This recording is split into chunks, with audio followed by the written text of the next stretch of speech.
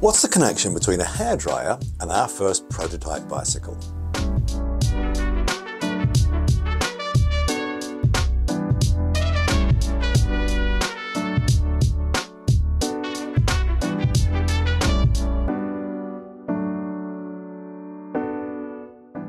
Hello, my name's Ian Hughes. I'm the founder of indie boutique bicycle brand VIELO, and welcome to episode 3 of our VIELO vlog.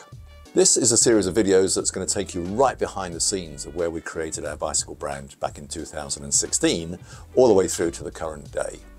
I've got over 38 years experience in this bicycle trade and industry, and I want to present you an open and honest dialogue without any of the usual sales and marketing BS. I'd also like to invite you to add your comments, ask your questions about any of the content from this video or previous videos down below. In this episode, I'd like to share with you what challenges we faced as a new startup bicycle brand, what frame materials we were going to choose, what was the process of turning the ideas that we had into our first bicycle, then how do we find a company in Asia that could manufacture our frames to the highest quality standard that we were looking for. Let's jump straight in. So what were the initial challenges that we faced? Well, the first one was how do we transfer all the information that we had from our hand sketches, hand drawings on that paper napkin, and then transfer that into our first bicycle frame that was one by only. What we wanted to produce didn't really exist at the time. The option of going down the route of buying a bicycle frame from a company in Asia that had an open catalog, you probably recognize them as an open mold or an open source type of frame, certainly was not for us. We wanted to create something unique, something of our own. And I've seen many companies that have done and still do purchase open design frames, call them their own, and it's not unique, it's nothing new, and that certainly wasn't for us. So at this point, we had our brand name. We knew what our brand language was. We knew where we were going to place our bike in the bicycle industry. We had laser focused attention to detail. And we also had the pride of being a British company based in the northeast of England. So we knew the first type of bike that we wanted to produce. It wasn't going to be in the mountain bike arena. There was already some really cool brands in that space. And the development and the trends of full suspension mountain bikes was moving on so quickly. Let's stick to what we know. It was going to be a modern road bike to cope with our local roads and real world riding conditions. So wider tires than conventional 25 or 28 millimeter. Engineered seat stays to provide some additional comfort. Thinking forward about features and ideas that our customers might not have even thought about or realized they needed at the time. So it was going to be a road bike, fully engineered around one by only, and adding some features like a hydraulic dropper post, which you could shift with your left-hand mechanical shift lever. Remember, this was back in 2016. Also in the frame design, we wanted to include some practical features like stainless steel scratch guards. So when you were putting your front and rear wheel into the bike, the disc rotors weren't damaging the paint on the frame. We wanted to include also some hidden fender mounts, so you could ride with your club mates and not get sprayed up all over the face and all over your backside. Then we considered where we were going to place all the bottle cage mounts, how many bottle cages were we going to place on the frame. Remember, this was a Road Plus type of bike, but we also wanted to make sure there were sufficient mounts for bottle cages and for little toolbox kegs.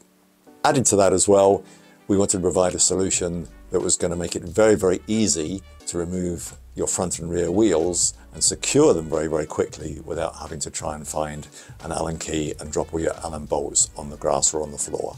In our early discussions, we talked about what type of frame materials we were going to use.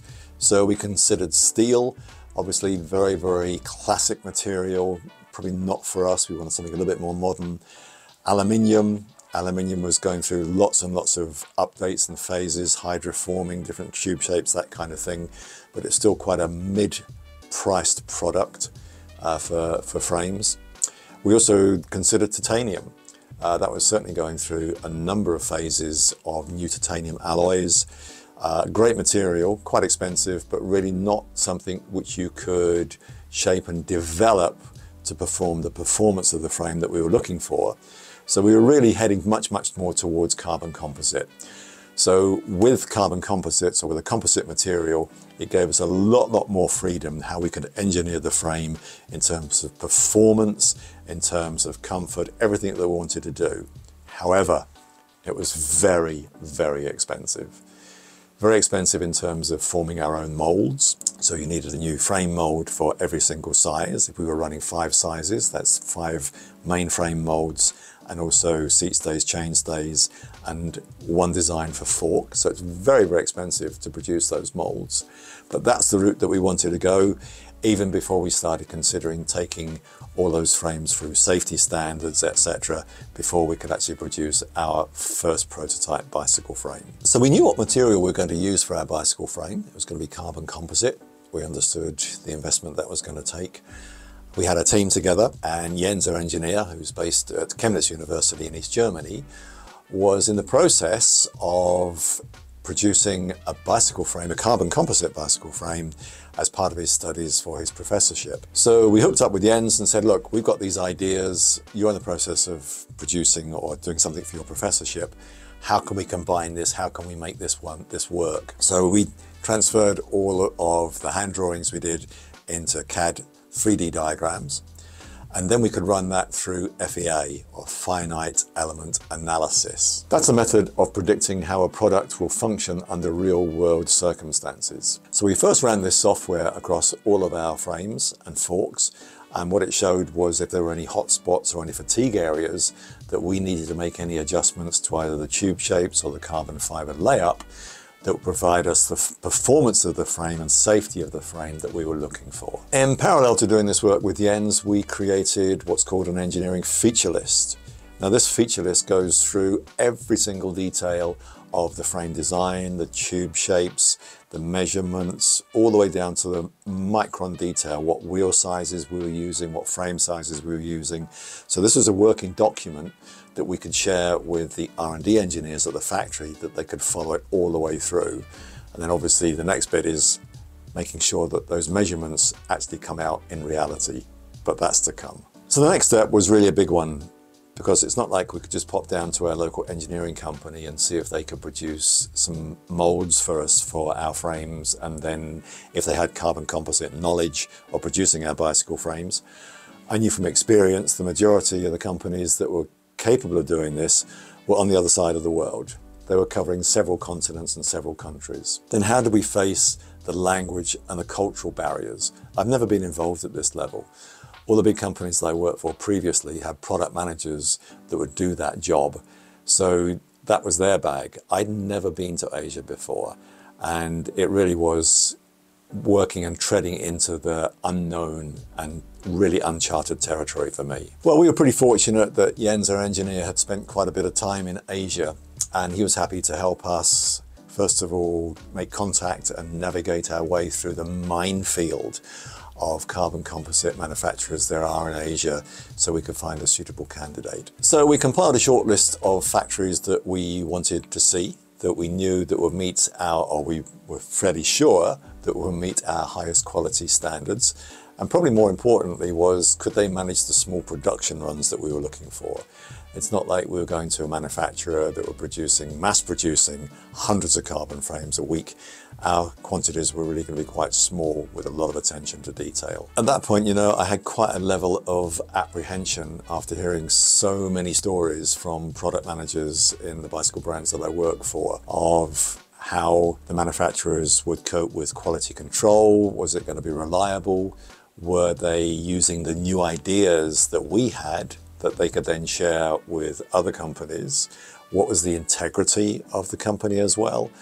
And like I said, this is a whole new area for me, of completely unknown, not only for me, but also the team as well. So we were quite apprehensive about this next step. So despite all my apprehension, I know in my years of business that once I've actually got a clear idea, a clear picture of what we're doing, what the brand looks like, what the company looks like, once I've actually got that clear picture in my head, I can drive through a lot of that apprehension. So we planned our flights. We traveled out to Asia with myself and Jens. We met up with a couple of guys that Jens recommended, some contacts that he knew, including Dave Mann and George. They were really, really helpful. But it still took a little while for me to kind of settle in, just understand the cultures as well. And then understanding the language barriers and managing the language barriers between myself in English, Jens in German, native speaking German, but he speaks very, very good English. And then also the R&D engineers out in Asia, and how we processed the questions that we had in English to the R&D engineers, that they could then translate that from their native tongue into English and then reply back again in English.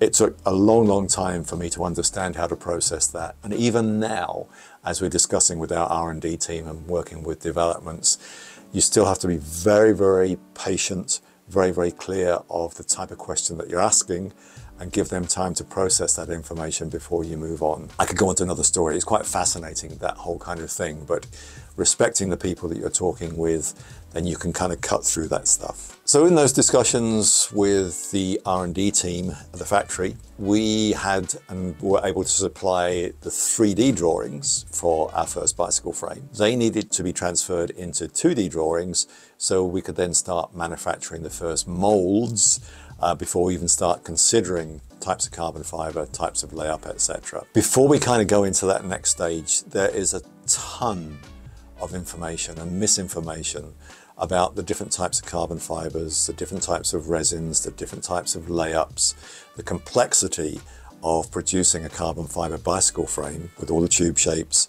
It is quite complex, and I will promise you I'm going to go into a deep dive into the different types of carbon fibers there are, how the frame is laid up, what companies use, without a lot of the acronyms. There's so much misinformation that goes on in the bicycle trade with companies that just use acronyms. What does it mean to me as a rider, or you as a rider, how a carbon fiber bicycle frame is made? I'll go into those in another edition, in a deep dive, in a future edition, I promise you. And then the next job was to produce the molds. So the molds are made out of huge big chunks of steel that are then CNC machined. So there's two halves of the mold which come together to form the frame. And this can take quite a number of months. So once that's all engineered and done, then we could start looking at producing our first bicycle frame. Other things that we needed to consider as well was the safety standards and warranty periods, etc. The ISO 4210 is the international safety standard that ensures bicycles are built with the highest safety standards to protect riders during their usage. And there's a number of subsections within ISO 4210 that covers road bikes, it covers city bikes, it covers kids bikes, etc. We wanted to run our bicycle frames through ISO safety standards, obviously. So there's a basic road standard, there's a mountain bike standard, and we wanted to achieve and exceed high safety standards just to ensure the quality and also a warranty period as well for our customers. That process can take quite a long time. Some of these frames will be literally tested to destruction to see how they stand up. And as a company, as an investment, you've got to be prepared to write off quite a number of frames and forks to actually achieve that. But once it's done, you then go back again, check the layout, check any fine tuning that you need to, all test it again before you actually meet that safety standard, and then you get the certification for it. And that's what we wanted to do. I have to say I was pretty excited once we received the news that all our frames and forks had reached the ISO safety standards that we were looking for. That was like a big relief. I shan't tell you the number of frames that we had to go through, but we were quite fortunate that we engineered the frames pretty good in the first place, so we didn't have to write quite so many of them off to hit the safety standards that we required. But anyway, we got there, we got the stamp. That was pretty exciting, and that then meant that we could produce our first small run of prototype frames that we could have delivered back here in the UK. So once we got the green light, we organised with a UK logistics company to pick a small sample of frames up from the factory in Asia, have them delivered to the UK so we could put them together and then take our first test ride on our first bike. In the next episode, I'll explain what happened when our first prototype arrived in our studio. Did all the numbers match up? Did all the numbers from the CAD drawings that we put into the frame, did it match up to all the components? Did everything line up? That's coming up very, very soon. Then what was our route to market? How were we going to present our bikes to you, our dear customers? What was the trade and the industry? What was their response going to be to our little startup bicycle brand? And then also, what was going to be the response from hardened bicycle journalists and media when we handed over our fledgling little baby for their critique? How is that going to stack up? That's all to come in the next episode. So what is the connection between a hairdryer and our first prototype bicycle? Well, I had an idea that was sparked from inside my petrol head, and it was from when car manufacturers are doing the final prototype of their new car and they want to do road testing, but keep the car away from prying eyes of car journalists and the media. So they tend to use like a camouflage paint, a camo wrap, or a cover over the car. And I thought, that'd be quite an interesting idea. So we wanted to just disguise our bike so we could go out and test ride it prior to launch. So I got in touch with a local car wrap company and said, guys, here's an idea of a print. Could you produce a vinyl sheet for me? And they said, yeah, of course we can. So we got this vinyl sheet, had it in the studio. And then one weekend, I said to my wife, Lisa, I said, darling, can I just borrow your hairdryer for a moment? I just need to pop down to the studio. So she looked a little bit puzzled and thought, well, what's he up to now? So I popped down to the studio. I took some paper templates to cover the complex curves of the frame, used those templates then to cut out pieces of vinyl wrap, and then covered the frame with this camouflage vinyl wrap. And I've got to admit, it took a few attempts, but it did the job, and that's how we produced our first prototype frame that we could go out and test ride before we actually took it for reveal. I always say there's no such thing as a duff question. So if you've got any questions or comments that you'd like to add about the content from this video or any videos at all, please put them in the comments below. We'll see you next time.